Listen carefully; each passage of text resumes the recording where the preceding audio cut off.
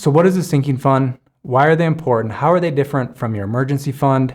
And where should you be saving the money for these funds? That's what we're going to take a look at in today's video. So sinking funds, if you're not familiar with the term, are essentially you saving in advance for things that you would like to do or you know are going to happen in the future. So this could be putting away money in a sinking fund for your healthcare expenses. So say you spend $2,000 a year approximately on going to the doctor, prescription, things like that. You could basically divide that up by the 12 months of the year and put that amount of money every single month into a healthcare sinking fund. Also think of your car insurance. If you pay for it every 6 months or a year, it costs less than paying for it monthly. So what you can do, knowing that 6 months from now your car insurance is due and it costs $600, you can be saving $100 a month in a sinking fund for your car insurance. And so every 6 months, there's another $600.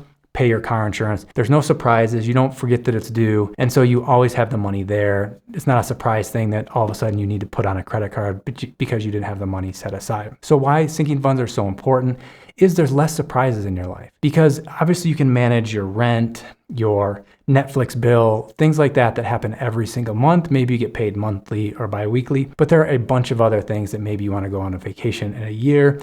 In 3 years, you want to buy a new home. You may get married at some point and need to buy an engagement ring. That could be next year. It could be 5 years from now, but it's something that's expensive. Maybe you should start saving for it now. So all of those things can kind of be planned out, saved for separately, which means there are many, many less surprises, and your budgeting, your savings goals, your investing goals, all can be followed much more easily planning for all these things separately. So you might ask, why or how is this different from my emergency fund? So everything in personal finance is personal. So I'm not going to tell you which things you should save for in sinking funds and which are emergencies. You can kind of decide that for yourself. But if you just have everything in emergency fund and everything is an emergency, then there's no real rhyme or reason or certainty, versus there's a bunch of things that you can just plan for and be like, hey, $25 a week for this, $50 for this, $35 for that. So I know the $500 I spend on Christmas presents, that I save, $42 every single month. I have my $500 in December and can buy everybody's gifts. So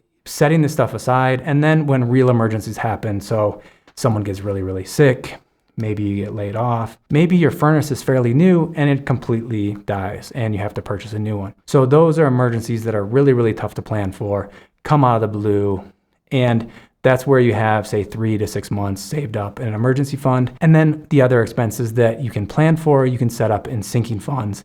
And there's just less and less surprises. No matter what life throws at you, you've got the money set aside to pay for it. So now let's talk about where you should be saving money for your sinking funds and your emergency fund.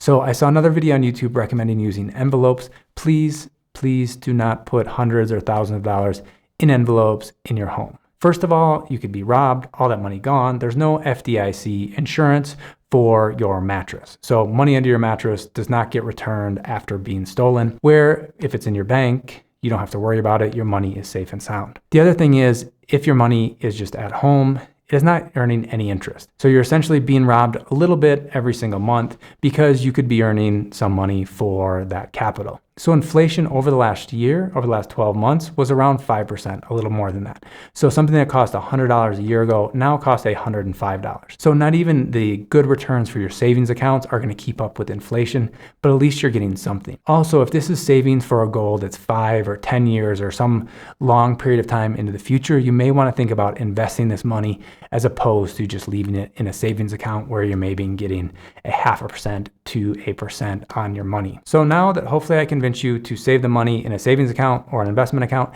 the next important thing is to save separately for each of these goals. That was one of the benefits of having envelopes, is you can separate all the money into as many envelopes as you want. But guess what? A lot of financial institutions now allow you to do that. If you want to see all my favorite savings accounts or the best savings accounts in 2021, I'll link to the video up above right here. But there are basically 5 of those that allow you to save for separate goals.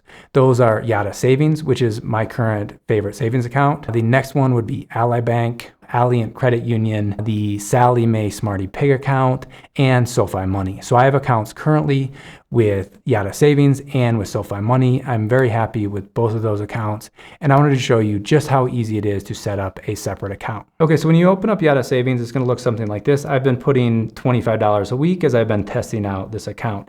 If you want to set up a separate savings goal, click on the little bank icon. You can see the $25 a week that I've been putting in for 10 weeks got me $250 in my core account. To set up a new bucket, just click on new.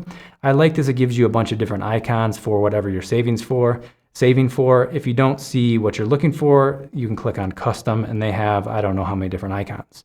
But let's say I was saving for a car. So click on car and then I can put in a target amount. So let's say I wanted to save $10,000. If I want to make it harder to take money out of this account, I can lock the account like I just did. If I wanted to set a date for when I want to have the $10,000, I could put the date as well. And now let's create the bucket. So now with the bucket created, what you can do is go in and set up an automatic deposit. So if you want to save weekly, bi-weekly, or monthly, you can really easily set that up. So if I go to recurring transfers, click on new, click on where I want the money to come from, where I want to go to, which is my car account, and how much I want to add. So it's $25. It says every other Monday. Let's change it to $25 every week. Click on done, click on create recurring transfer. And there you go. I'm now saving $25 a week for my new car. So I know setting up what they call vaults with SoFi Money is equally as easy. And I imagine with the other banks that I mentioned earlier, you can very easily set up a bunch of sub savings accounts and start saving for your sinking funds and have less and less surprises when it comes to managing your money. So as I mentioned earlier, if you're looking to save for something further into the future, say 5 or 10 years or longer, you probably want to be investing that money, not saving the money.